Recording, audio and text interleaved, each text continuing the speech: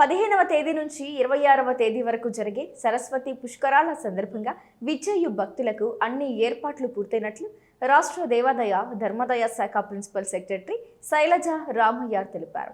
సరస్వతి ఘాట్ వద్ద ఏర్పాట్లను పరిశీలించారు. ఈ సందర్భంగా ఆమె మాట్లాడుతూ రాష్ట్ర ముఖ్యమంత్రి రేవంత్ రెడ్డి సరస్వతి మాతా విగ్రహం ఘాట్ ప్రారంభోత్సవం చేస్తారని, పుష్కర స్నానం ఆచరించి స్వామివారిని దర్శించుకుంటారని, అనంతరం త్రివేణి సంగమంలో మొట్టమొదటిసారిగా కాశీ పండితులు నిర్వహించనున్న నది హారతిలో పాల్గొంటారని తెలిపారు.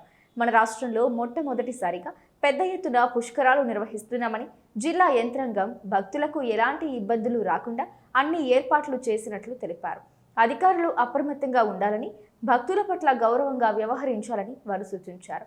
భక్తులు అధిక సంఖ్యలో వచ్చే అవకాశం ఉందని, అందుకు తగ్గట్లు ఏర్పాట్లు చేయాలని సూచించారు. వారి వెంట జిల్లా కలెక్టర్ రాహుల్ శర్మ పాల్గొన్నారు.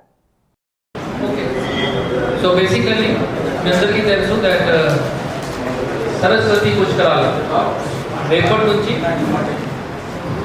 26 వరకు 26 మై వరకు మన జిల్లాలో కాళేశ్వరం ఇక్కడ మనం అరేంజ్మెంట్స్ చేసుకున్నాం.